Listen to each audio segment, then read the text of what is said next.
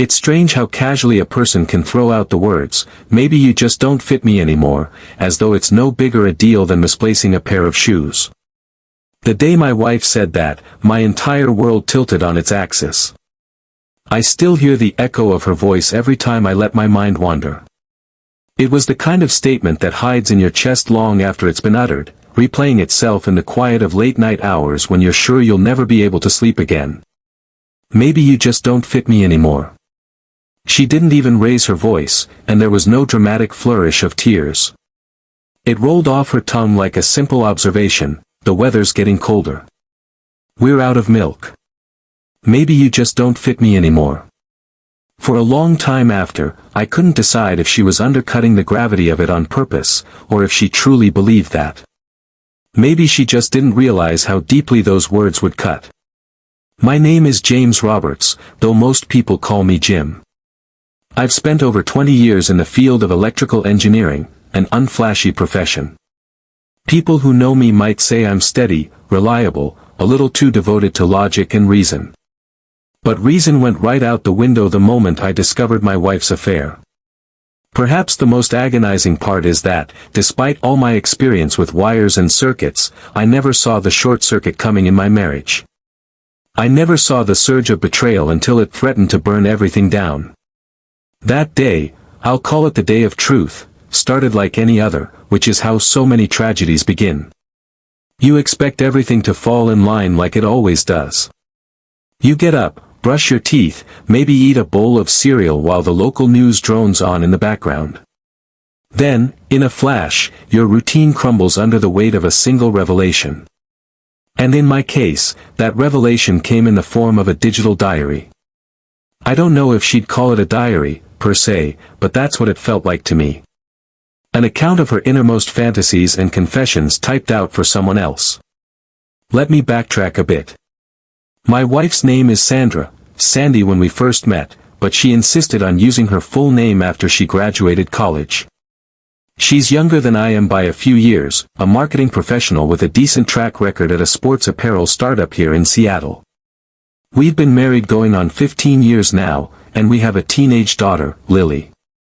We own a neat little house on a quiet street that sees more gray skies than sunshine. That's just Seattle for you. Rain was our constant companion, a subtle soundtrack to our day-to-day life. I used to think Sandra and I shared a comfortable partnership. Sure, we bickered sometimes, who doesn't? But our arguments were usually about trivial things, like whose turn it was to take out the trash or whether we should get a cat. She's allergic, so that was a firm no. We were never the couple making out in public or boasting about soul-shaking romance, but we had an unspoken understanding. At least that's what I believed. We had a stable routine, or so I thought, like that old saying about a frog sitting in gradually warming water, never realizing it's about to boil. If I trace back the timeline, the first tremors appeared a few months ago. Sandra became oddly protective of her phone. She'd keep it face down on the table, take it with her from room to room. At the time, I shrugged it off. After all, people can be private. Then I started noticing small receipts from coffee shops across town, or bus tickets that didn't line up with her usual commute. I chalked it up to extra errands, maybe a meeting or two. She always claimed she was swamped at work or had client lunches. The fact that I didn't suspect anything shows how deeply I trusted her, or how blind I was. The real blow came on a Saturday morning. Sandra was supposedly at the gym. She'd started a serious fitness routine, guided by a personal trainer named Anthony, Tony, for short. I'd heard her mention him offhand, mostly praising how he'd taught her new exercises, shaped up her routine, helped her get toned. I was genuinely happy for her. It felt good to see her investing in her health. Looking back, I realized that, ironically, the better shape she got into, the further she seemed to drift from me. Something was shifting beneath the surface, and I was too dense to feel it. Anyway, that Saturday morning, she left early, as usual, while I was still sipping my coffee in the kitchen. Lily was staying with a friend overnight, so it was just me in the house. That's when I noticed Sandra had left her laptop open on the dining table. My first instinct was just to close it. But a single notification popped up on the screen, and her messenger app was right there. My eyes flicked to the corner of the screen. It wasn't a conversation with a friend or a coworker. It was a diary-like note, addressed to an account with Tony's name on it. The only reason it caught my attention was the first sentence: "I couldn't stop thinking about last night. The way you touched me was incredible." My heart lurched. You ever feel your stomach flip so violently you think you might be sick? That was me, standing there, coffee mug in hand, reading the first lines of her confession. I told myself I shouldn't read further. I'm a strong believer in respecting privacy. But faced with something like that, how could I possibly stop? I read everything. And I do mean everything. She detailed how her body felt alive for the first time in years, how Tony's hands knew exactly where to hold her, how his lips pressed against her neck in the dimly lit corner of the gym, near the emergency exit doors. She confessed the rush of adrenaline that coursed through her as she risked being discovered. Every detail that followed carved a little deeper into my mind, painting a portrait of raw betrayal. You might expect the first reaction to be rage. But for me, it was an overwhelming sense of disbelief, as though I were reading someone else's story. This couldn't be Sandra, my Sandra, writing these words. The messages spanned weeks, maybe months, though I didn't check the earliest ones. My hands shook so badly I could barely keep scrolling. My chest was tight, and it hurt to breathe. That was my first taste of the physical pain that would haunt me afterward. It felt like my ribs were closing in on my lungs, refusing to let them expand. I tried to put the laptop down, but something compelled me to keep going. I needed to know how far it had gone. How many times? Where? When? Every discovered secret was another twist of the knife. I saw references to bus routes she supposedly never used, to coffee shops in neighborhoods we never visited together. She wrote about how she'd slipped away from dinner at home by feigning exhaustion, only to go meet Tony for a quick workout at the gym. And, yes, workout was clearly a euphemism for something else. Eventually, I slammed the laptop shut, breathing hard, feeling the burn in my lungs. I think I actually whimpered, like a child. My voice just gave out. I remember gripping the edge of the dining table, staring at the blank screen, fighting the urge to throw the entire machine across the room. My reflection hovered on the dark monitor, eyes wide, jaw clenched, sweat forming on my forehead. I barely recognized myself. I must have stood there for a solid 10 minutes, unmoving, lost in a whirlwind of half-formed thoughts. Then a single question pierced the fog: is Lily even mine? It sounds insane, doesn't it? Lily is 14 years old, practically grown. It never crossed my mind to doubt her paternity until that moment. Sandra and I had been together long before Lily was conceived, or so I believed. But if Sandra was capable of this affair now, could something like this have happened before? Looking back, maybe it was a paranoid leap, but the doubt was enough to drive me over the edge. Heart pounding, fingers shaking, I found myself researching DNA testing services. Like some delirious detective, I ordered a discreet kit, thinking if I had that final answer, I could at least anchor myself in one certainty. If Lily was my child, maybe I could survive this. If not, God, I didn't even want to think about it. Sandra came home around noon, flushed from her workout, hair damp from the gym shower. She gave me a quick peck on the cheek, which I barely reciprocated. Part of me wanted to grab her right then and there, demand an explanation. Instead, I swallowed my anger, slid the laptop into its case when she wasn't looking, and pretended everything was fine. It was a cowardly move, sure, but I needed time to think. To plan. My body felt like it was on fire, my neck stiffening, my lower back seizing up. I thought it was stress. Maybe it was my entire being rebelling against the betrayal I was forcing myself to internalize. The day passed in a haze. Sandra was cheerful, or maybe she was just in a suspiciously good mood, which only fueled my suspicion. The physical closeness she offered, an arm around my waist, a gentle rub on my shoulders, felt like 1,000 pins pricking my skin. And all the while, I was silently raging, picturing Tony's hands on her, imagining their hidden glances in the locker room or the car. She must have sensed something off about me because she kept asking if I was all right. I just mumbled about a headache. A week crawled by. I spent those days in a muted swirl of confusion. Each time she left, for the gym, I wanted to scream at her not to go, or follow her to catch them in the act. But what good would that do? As the old saying goes, never interrupt your enemy when they are making a mistake. Maybe a twisted part of me needed her to keep lying so I could gather the courage to do what had to be done. At night, we slept in the same bed, though we barely touched. The handful of times she reached for me, I found an excuse: exhaustion, an early morning meeting. I couldn't bear the thought of intimacy, not when I could practically smell him on her. The worst was imagining her body reacting in those moments, remembering Tony's embrace while she lay next to me. Sleep became impossible. I'd toss and turn, a dull throbbing in my back, my chest constricting every time she shifted closer. I started showing up at work earlier and leaving later. It wasn't so much dedication as it was avoidance. But during breaks, I'd check the DNA test's shipping status, crossing my fingers that it would arrive at a time Sandra wouldn't suspect. My coworkers noticed I was distracted. One of them pulled me aside to ask if everything was all right at home.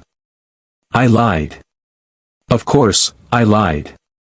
You don't just confess, my wife is screwing her fitness trainer, to a colleague. Days turned into a kind of emotional water torture. Drip by drip, each moment weighed me down. Every time she smiled, I wondered if she was reliving a memory of him. Every time she stepped out to grab something from the store, I pictured her texting him. I couldn't eat. My shirt started fitting looser. The tension in my muscles flared up, and I found myself popping painkillers just to get through the workday. Then, one damp Thursday afternoon, the package arrived. A small, discreet box from the DNA lab.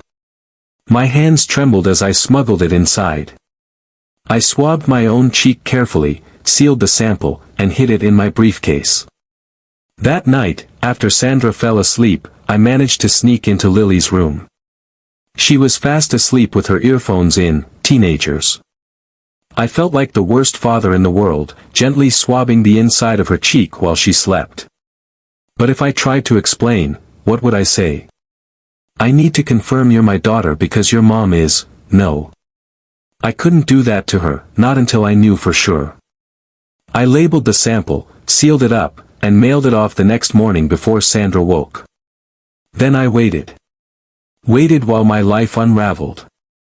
Waited while Sandra continued her new routine at the gym. Waited while Lily made plans for after-school clubs, none the wiser to the chaos brewing at home. The wait was excruciating. I wondered if, in the end, the results would even matter. The betrayal was so large already, did it really matter if my daughter shared my DNA? In the swirl of suspicion, I also considered confronting Tony directly. A few times, I even drove to the gym with the idea of storming in there. But every time, I chickened out. I'd sit in the parking lot, my mind racing with images of him and Sandra locked in a steamy embrace, my fists clenching the steering wheel so hard it's a wonder it didn't snap. Yet I couldn't bring myself to do it. Maybe I was afraid that seeing him in person would confirm everything I dreaded. Maybe I just didn't want to cause a scene. Most of all, I think I was terrified that I'd lose control. The rage inside me sometimes felt like a living thing, coiled and ready to strike. If I confronted him, I might do something I'd regret. I guess that's why, in the end, I decided my confrontation would be with Sandra first. She was my wife, after all. She'd made a vow to me. Tony was just the other man. Some part of me felt that the real conversation needed to happen at home. The test results arrived on a Friday, the kind of dreary Seattle morning where the sky can't decide if it wants to drizzle or open up in a full-blown downpour. I remember taking the envelope from the mail carrier with trembling hands, telling him, "Thank you," in a voice that barely sounded like mine. I shut the door, pressed the envelope to my chest, and just stood there in the entryway. I wanted to open it immediately, but I also wanted to delay the inevitable. If Lily wasn't mine, I'd have to live with that knowledge. If she was mine, it wouldn't erase the affair or the sense of betrayal. Either way, everything was about to change. It's amazing how a thin piece of paper can weigh so much. My knees felt weak as I finally tore the envelope open. Probability of paternity, 99.99%. My heart leapt in relief. She was mine, my daughter was mine. Despite everything else, that was something I could hold on to. For a brief moment, my chest flooded with warmth. Then reality set in, so the affair, as it appeared, might be recent. That was a small mercy, I suppose. But it did nothing to quell the surge of anger. In fact, it only made it stronger. She betrayed me, and Lily truly was my child. What right did Sandra have to risk our family for a fling? Later that morning, Sandra left for work. On Fridays, she usually lingered, chatting with me over coffee, but she hurried out as if she couldn't stand being in the same room. That, too, was telling. Usually, we'd at least share a quick kiss at the door. Now, there was just a stifled tension. I sensed she might be picking up on the shift in my demeanor. But if she suspected I knew anything, she didn't let on. With the house empty, I found myself unable to sit still. My back was throbbing as if an iron rod was pressed against my spine. The physical pain was so real it was almost impossible to think about anything else. Maybe that's why, in a moment of insane clarity, I decided I was done with half measures. I'd read every filthy message, I'd run the DNA test, and now I was going to confront her. I was going to watch her face as she realized I knew everything. And I wanted her to feel at least a fraction of the pain I'd been carrying. I paced the living room for what felt like hours, going over how I might start the conversation.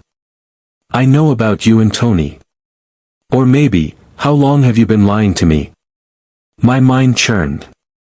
Each scenario ended with me yelling, or breaking something, or her throwing accusations back at me. I couldn't envision a calm discussion. My nerves were too raw, and the tension in my neck kept flaring up in waves of pain. But I was committed. The confrontation had to happen. I had no more illusions left to shield me. When she finally came home that evening, the sky had turned a bruised shade of purple, thunder rumbling faintly in the distance. There was no gentle drizzle, only a steady hum of rain. She walked in, soaked around the edges of her jacket, and paused when she saw me. I must have looked like a statue, standing there in the dim lamplight, the envelope lying on the coffee table. "Jim," she said, flicking water off her jacket. "Why are you just standing there in the dark?" I tried to speak, but the words stuck. It felt like my throat was stuffed with cotton. Eventually, I forced out, "We need to talk." She stood near the door, keys still in hand, eyes flicking to the envelope on the table. "Okay," she stretched the word, as though suspecting something heavy was about to drop. "Is that?" "It's a DNA test," I said, my voice trembling. "For Lily." Her eyes widened, and she slowly closed the door behind her. "You did a DNA test on our daughter?" The shock in her tone was genuine. So at least I knew she didn't suspect me of that. "Yes." My mouth was dry. "You want to know the results?" She set her keys on the counter, swallowing. "Why would you, Jim, what's going on?" There was a quiver in her voice now. Something about that quiver satisfied a dark part of me. For the first time, I saw the fear behind her eyes. "Because I read your messages," I said simply, the words tumbling out with surprising calm. "I read how you wrote about him. How he touched you. How you gave yourself to him over and over. I had to know if," my throat closed up again, so I forced the rest out in a rasp, "if Lily was even mine." Her face drained of color. She let out a shaky breath, dropping her coat onto a chair. "Jim, She's mine, by the way," I continued, lifting the envelope. My hand shook slightly, but I tried to keep my voice steady. So at least there's that. She pressed her lips together. I noticed her eyes begin to glisten with tears, though they didn't spill over. Jim, it's not what you think. I laughed bitterly, a short, humorless bark that echoed in the living room. Don't insult me, Sandra. You think I don't know exactly what you did? I read your words, remember? All those nights you couldn't sleep, or were out with friends, or were at the gym late. You were with him. She lowered her gaze, her cheeks reddening. I never meant for, she stopped, as if searching for the right excuse. It just happened. We were working out together, and one thing led to another. I was lonely. You were never home. We hardly talked. Spare me. My voice rose, and I felt a surge of adrenaline. You think that justifies what you did? Instead of talking to me, you decided it'd be easier to spread your legs for him? Her head jerked up, and I saw a flicker of anger in her eyes. How dare you say it like that? It's not about just sex. He listened to me, he saw me, he made me feel alive. I let out a harsh breath, my chest tightening so painfully I had to grip the back of the sofa for support. If you wanted alive, you could have told me you were unhappy, that we needed a change. But no, you went behind my back. You wouldn't have listened, she shot back, voice trembling. All you do is bury yourself in work. You come home exhausted, you barely say 2 words to me. I was so sick of feeling invisible. Tony. I slammed my hand on the coffee table. Don't say his name. She flinched, tears welling up in her eyes. I'm sorry, Jim. I didn't want to hurt you. It's just, we drifted apart. And I was hurting, too, you know. I stared at her, trying to reconcile this teary-eyed woman with the one who had written about secret rendezvous, about how she couldn't wait to feel Tony's hands on her again. Hurting, I repeated bitterly.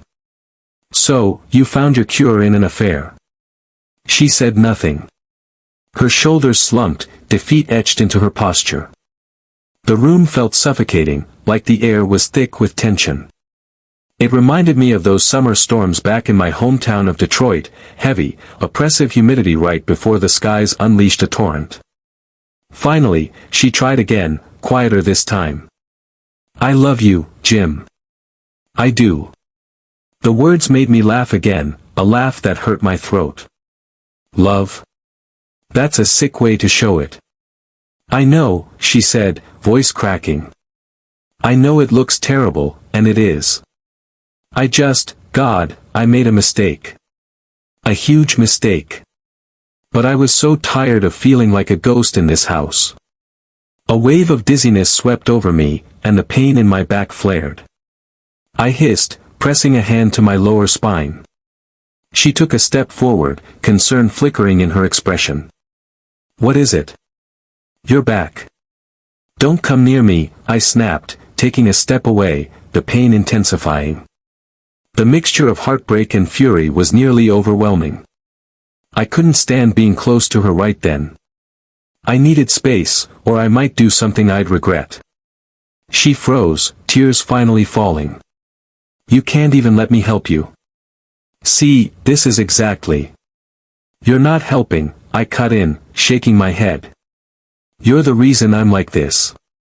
My voice cracked, and I felt an almost nauseating wave of emotion surge from my gut. I gave you everything. I worked my ass off so we could have a decent life. And you repay me by fucking some trainer. She pressed her trembling lips together, tears streaking her cheeks, but she didn't deny anything. There was nothing left to deny. I forced a slow breath, my ribs protesting. We have a daughter. A family. Do you even realize what you could have ruined? Her shoulders shook, but I couldn't tell if it was from guilt, anger, or just raw emotion. Maybe all 3. I never wanted to break this family apart. Too late, I muttered, letting my gaze drop to the floor. My entire body was tense, like a coiled spring. Get out. She lifted her eyes, confusion flashing across her tear-stained face. What? Get out, I repeated, the words scraping at my throat. I can't look at you right now. I can't be near you. Just, go. Stay with a friend, get a hotel, I don't care. I need you gone. She looked stunned. Jim. Don't argue, I warned, my voice carrying a note of finality I'd never used with her before. Pack what you need for a few days. You want to talk again later? Fine. But not now. It took a moment for her to move.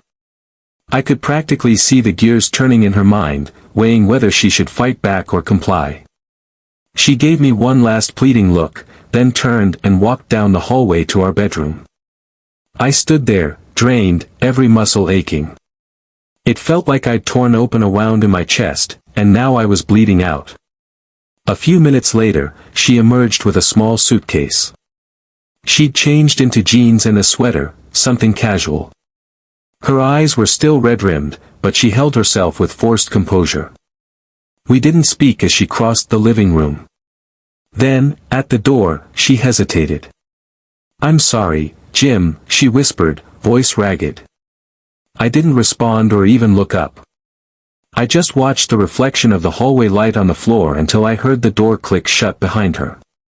Then I was alone, or as alone as a man can be in a house full of memories. I'd imagined confronting her many times in my head, but in none of those scenarios did it end like this. My hands were shaking so badly I had to sit down on the couch. I felt nauseous, and the pain in my back pulsed with every heartbeat.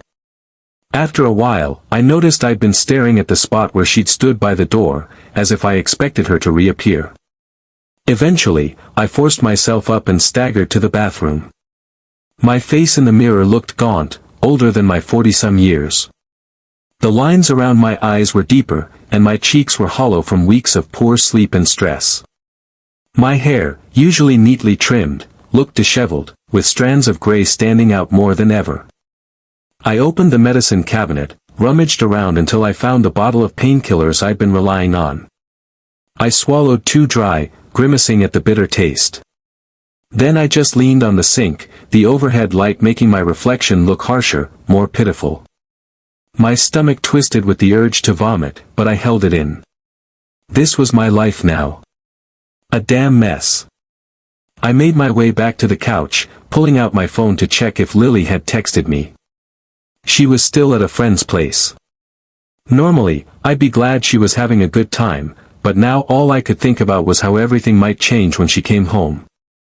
Could I pretend everything was normal? Should I tell her the truth? How does a father explain to his teenage daughter that her mother walked out because of an affair? Time crawled. A couple of hours passed, but it felt like days. I kept expecting the door to open, expecting Sandra to rush back in, tearful, begging for forgiveness. Part of me almost wanted that. Another part dreaded it. I didn't know what I wanted, or what I'd do if she came back. Finally, Lily texted to say she was going to sleep over at her friend's for one more night. I typed back a lie, that everything was fine and I'd see her tomorrow. That gave me a little more time to figure out how to handle the next conversation. And there would be a next conversation, whether I wanted it or not. At some point, I realized I was starving. I hadn't eaten since breakfast, and now the clock read past 9 p.m. I ordered takeout, though I had no appetite for it once it arrived. I managed a few bites of soggy noodles before tossing the container. The idea of sleeping in the same bed she and I had shared was nauseating, so I ended up dozing off on the couch. I dreamt of dark corridors and echoing footsteps, of the sound of someone moaning in another room. I couldn't reach them, couldn't see them, but I knew what was happening behind those shadows. Morning came.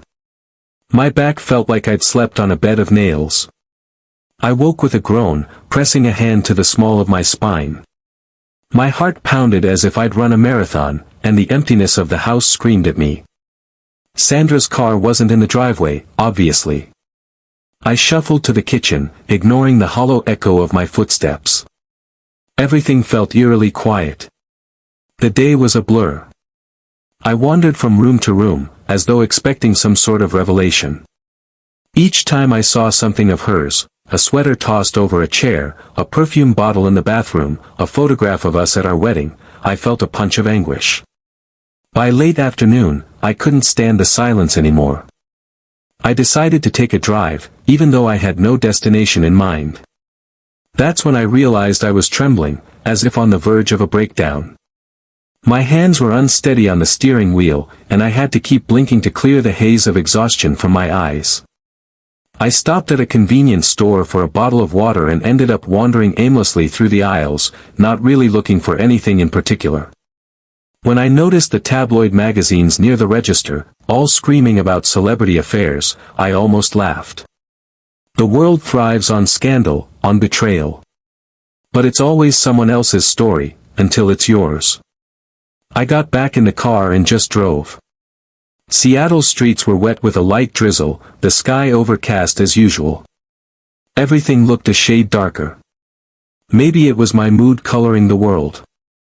Eventually, I found myself parking outside the gym Sandra frequented. I stared at the sign glowing above the doorway, my pulse hammering in my ears. Was Tony in there now, training another unsuspecting spouse? The thought infuriated me. I pictured his smug face, his confident smile as he whispered sweet nothings to a lonely housewife. My fists clenched, but I didn't move. I just sat there, adrenaline roaring through me, while the rain tapped on my windshield. I don't know how long I stayed.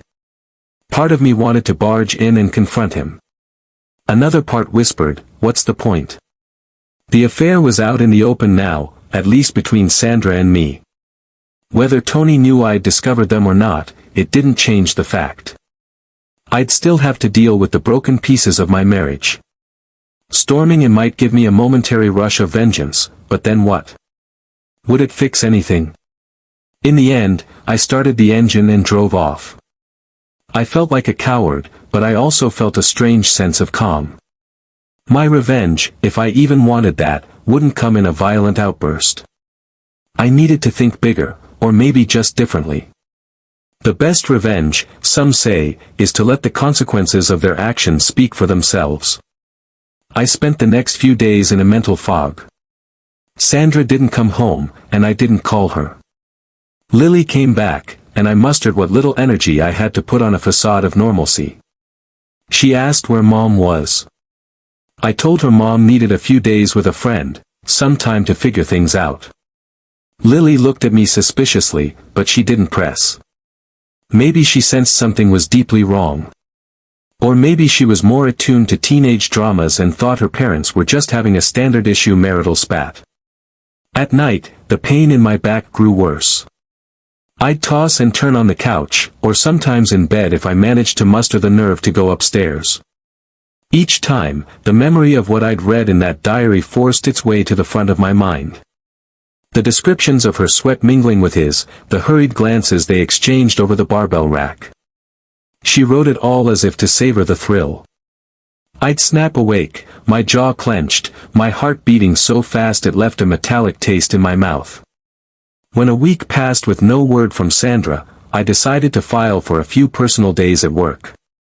I needed space and time to figure out my next move. That's when I started looking at flights. The idea came to me out of nowhere. Or maybe not nowhere, maybe it was the result of too many sleepless nights. I wanted out of this life, at least temporarily. I didn't have a solid plan, just a visceral need to escape. I scrolled through options on my phone, checking one-way flights to distant states. Arizona? Too hot. Maine? Too far. Then I stopped on a listing for a flight to Detroit, my old hometown. A wave of nostalgia hit me. My parents were retired and living in Florida now, and I hadn't visited Detroit in years, but still, something about going back to those old streets called me. Without overthinking, I clicked purchase. One ticket. One way. A small thrill shot through me at the finality of it. If I left, I could put thousands of miles between myself and that wretched sense of betrayal. I'd figure out a new direction once I got there, maybe stay in a motel, look for contract work, or who knows. The details didn't matter. I just needed to get away from this city that had become a graveyard for my peace of mind. I planned to wait a few days, then break the news to Lily. This was the part that tore me up inside. I loved my daughter more than anything, and I hated the idea of leaving her. But she was old enough to stay with her mother if that's what she wanted. Sandra might have destroyed our marriage, but she was still Lily's mother. As for me, my presence here felt like poison. The more I lingered, the deeper the wound festered. Sometimes, I found myself fantasizing about making Sandra suffer. Not physically, God, no. But in the sense that I wanted her to feel the anguish I felt. I wanted her to come home, see my empty closet, realize I was truly gone. I wanted the sting of that emptiness to haunt her just like her betrayal haunted me. Maybe that was petty, but heartbreak can make a man think in petty ways. The big question was how to handle Tony. Part of me wanted to send him a text from Sandra's phone, lure him out somewhere, maybe confront him. But the cooler side of me realized he wasn't worth the risk. If I got into a brawl, I could end up in jail or in the hospital. Besides, Sandra had already chosen him. Or chosen that life, that excitement. It wasn't Tony's job to remain faithful. That was hers. Still, the rage lingered, coiled in my stomach. Every time I pictured his face, my fists clenched. I told myself to let it go for now. Focus on the plan, finalize the flight, figure out logistics, talk to Lily, and get out. That would be my revenge, leaving Sandra to wallow in the mess she created, alone. Inevitably, though, Sandra returned. It was almost 2 weeks after our blow-up.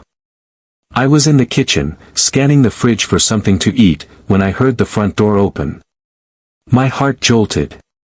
I heard her footsteps, cautious, as though she expected me to leap out at her. When she appeared in the kitchen doorway, her eyes were puffy, face drawn. She'd lost weight, her cheeks looked hollow. She clutched her purse with both hands, as if it were a shield. "Hey," she said quietly. I stared at her for a long moment, that molten anger and heartbreak flaring inside me. "You shouldn't have come without warning me." She nodded, swallowing. I needed to see Lily. And I wanted to talk to you." My jaw tightened. "She's at school. She'll be home in a few hours." She hovered in the doorway, looking like a ghost of her former self. "Right. Mind if I wait here?" I shrugged non-committally. Part of me wanted to say no, but I couldn't banish her from the house in front of Lily. "Fine," I muttered, turning away from her to grab a glass from the cabinet. My back twinged as I reached up, sending a jolt of pain that made me wince. "I see your back still bothering you," she said softly, taking a tentative step into the room. I let out a hollow laugh. "Amazing observation. Did Tony teach you that?" Her face fell. "You don't have to." "Yes, I do," I snapped, turning to face her. "Look, you want to talk. But I'm not playing nice." She took a breath, steadying herself. "I've been staying in a cheap motel. It's awful. I don't expect sympathy, I know I brought this on myself. But I wanted you to know. I've ended things with Tony." I blinked. "Ended things," I repeated flatly. She nodded, tears brimming in her eyes again. "He was never worth losing my family over. It was a stupid fling, it got out of hand. I ended it. I told him not to contact me again.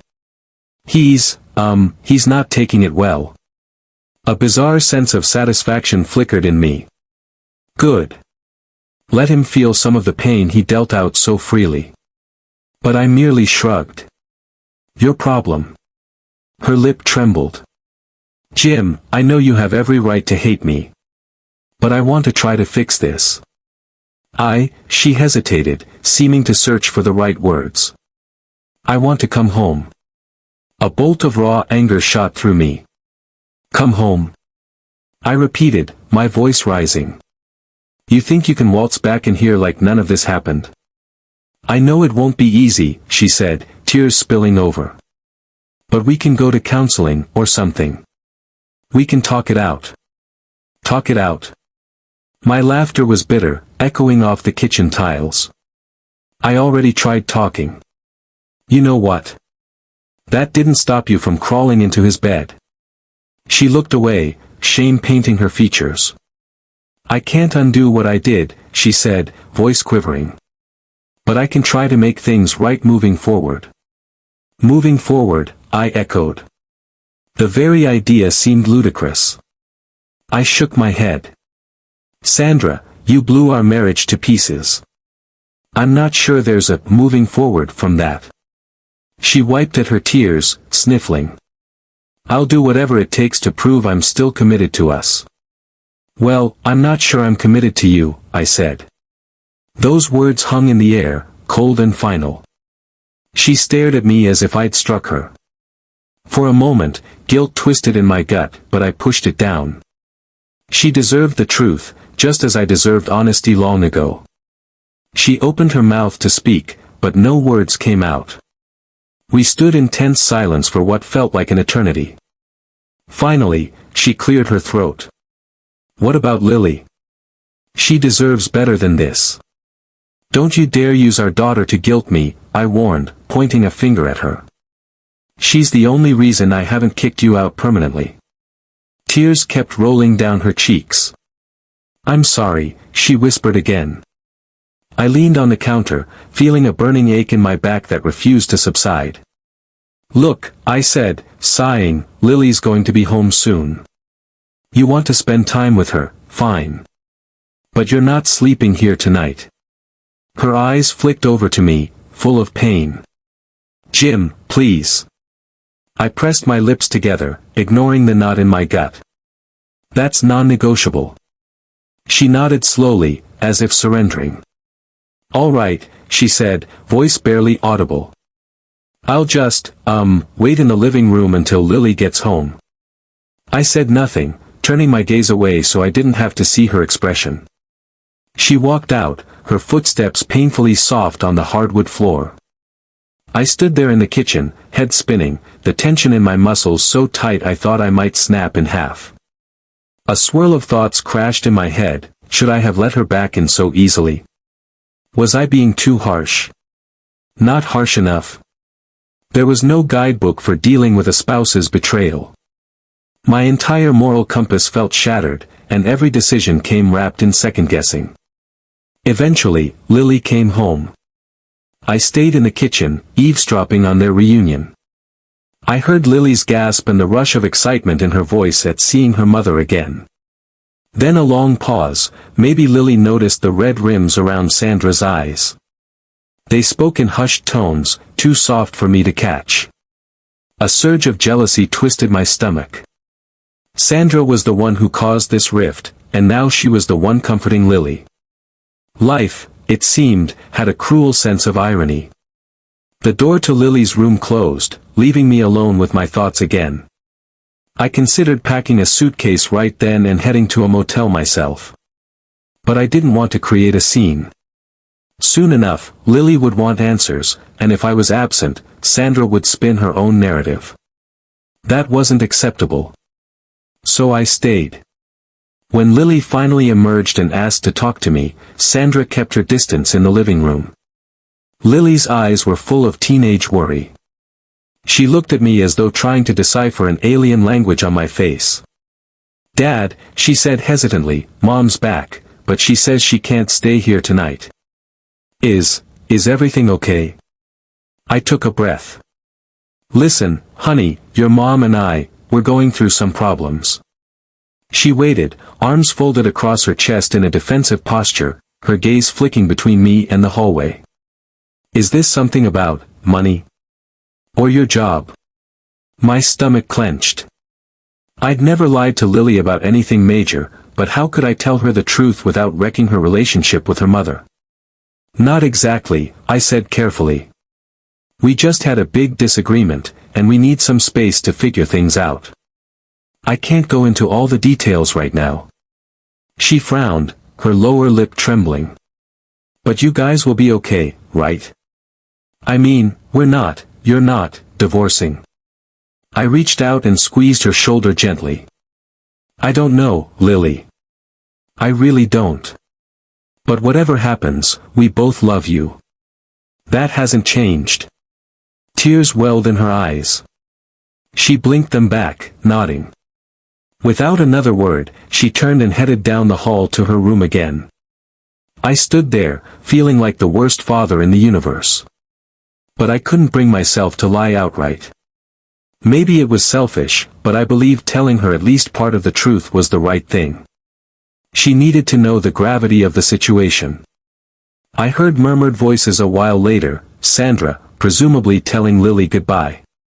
Then the front door opened and closed softly. She was gone. The house fell silent again. Hours passed before I could muster the energy to speak to Lily again. I knocked on her door, quietly. She let me in, sitting cross-legged on her bed, her face tear-streaked. She looked so young and vulnerable, and my heart ached. Sorry, I murmured, standing awkwardly by the door. I know this is hard. She wiped her nose on a tissue. You know I'm not a little kid, right? You can tell me the truth if you want. I exhaled slowly. The truth, it's complicated, Lily. It's about your mom and me. Some grown-up stuff that. She cut me off, her voice sharp. Is she seeing someone else? The question hit me like a punch to the gut. I stared at her, my mouth working but no sound coming out. Why would you? I'm not stupid, she snapped, tears threatening again. I've heard rumors before. And she's been weird about her phone. I couldn't lie to her. My face must have given everything away, because she let out a small gasp, her eyes widening in horror. Dad, oh my God. She covered her mouth, tears spilling over. I was right. I moved to the bed, sitting beside her, though I kept a respectful distance. Gently, I placed a hand on her shoulder. Yes, your mom's made some mistakes, I said, voice shaking. I only found out recently. She sobbed softly, leaning her head into my chest. I wrapped my arms around her, my own eyes moistening. The physical pain in my back felt distant for a moment, overshadowed by the heartbreak of watching my daughter grapple with the reality of her mother's betrayal.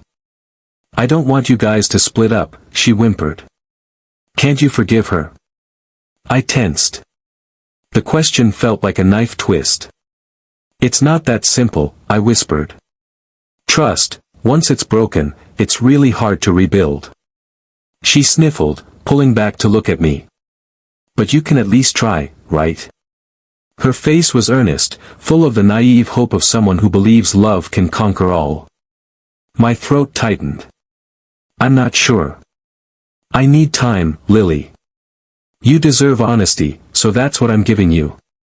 I just don't know. She nodded, tears still glistening, then leaned her head on my shoulder again. I stroked her hair softly, murmuring comforting words. We stayed like that for a while, father and daughter mourning the collapse of our family. Eventually, she fell asleep against me. I carefully laid her head on a pillow, tucked her in, and slipped out of the room. As I closed the door, I realized I was trembling again. Anger, heartbreak, and exhaustion all at once. At around midnight, I found myself in the living room, staring at the glow of the table lamp. I pulled up my flight confirmation on my phone, reading the details of the booking. A one-way ticket. Departure in less than a week. In that moment, a wave of guilt slammed into me. If I left, what would happen to Lily? She'd be stuck between two parents who couldn't stand to be in the same room. Yet I couldn't stay here, day after day, pretending. That would poison everything. Maybe, in the long run, it would be better for Lily to see her father take a stand for himself rather than watch me wither. The next few days were tense. Sandra texted me a few times, asking to talk more, but I wasn't ready. She tried visiting once when Lily was at school, but I refused to let her in. She apologized through the door, promised to do whatever it took, said she was staying away from Tony for good. It was almost pathetic, hearing her beg. I never thought I'd see her reduced to that. After all, Sandra was always the confident one, the woman who could stride into a business meeting and charm potential clients in minutes. Now she was pleading through a crack in the door, her voice hoarse with regret. I didn't budge. Eventually, she left, probably heading back to her motel. That night, Lily asked if her mom could come by for dinner. I deflected, saying it wasn't a good idea. She looked at me with such disappointment that I had to walk away to hide my own tears. Meanwhile, that physical ache in my body worsened. The tension was constant, and no amount of painkillers seemed to help. My co-workers at the engineering firm noticed I was out of sorts. I used my leftover PTO to take time off, leaving me free to stew in my own misery at home. A few times, I considered telling Lily about my plan to leave. Each time, I hesitated. I didn't have the courage to break her heart a second time. Then came the final push. One afternoon, I checked the mailbox and found a handwritten letter from Tony. My stomach churned as I opened it. The nerve of this man. It was a short note, basically saying he was sorry for the trouble, and that Sandra meant a lot to him, but if she wanted to end it, he'd respect that.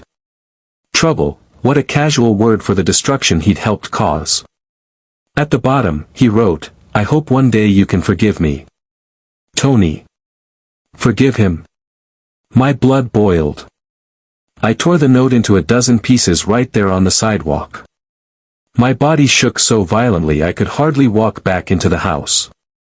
I felt betrayed on a whole new level. Not only had Tony slept with my wife, but now he was acting like a concerned third party, urging me to find it in my heart to forgive. It was too much.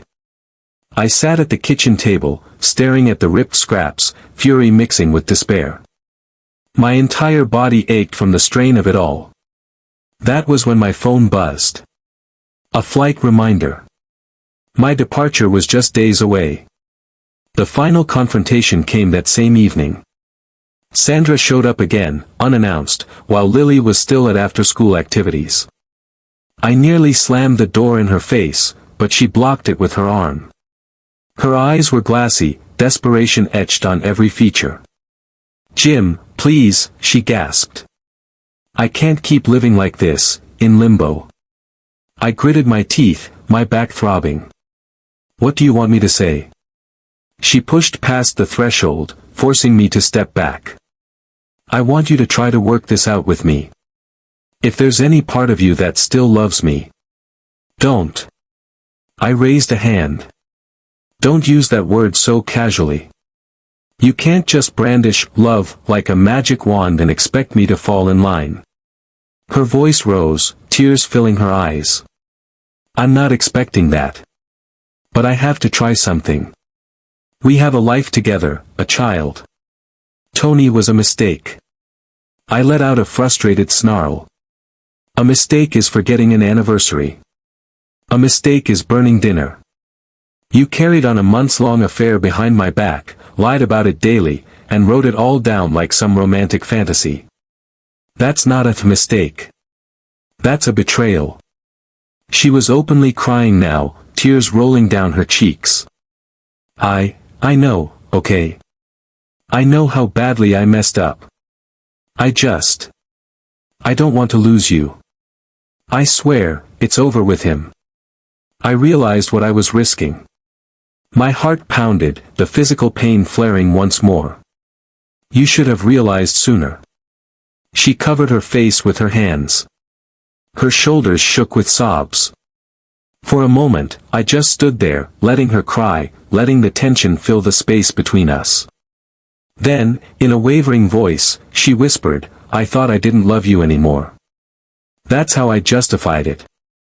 But being away these past couple of weeks, I realized that everything I truly care about is in this house. You. Lily. Our life. I don't even care about Tony. It was just, he paid attention to me, made me feel wanted. But it was never real. Not like us. The pang of heartbreak twisted in my gut. Part of me wanted to find comfort in her admission, to believe we could salvage something. But the other part howled in fury, reminding me of the messages I'd read. So now you come crawling back because the fling lost its spark. She opened her mouth, then closed it. I stepped forward, towering over her, my voice trembling with rage. I gave you everything. I believed in you. And you tossed me aside like an old coat that doesn't fit. She let out a ragged breath. I know. I can't take that back. But, Jim, I'll do anything. Therapy, couples counseling, moving if you want, anything. I swallowed hard, 1,000 emotions battling for supremacy. I thought about Lily, about the years we spent building this life. I thought about the one-way ticket in my wallet.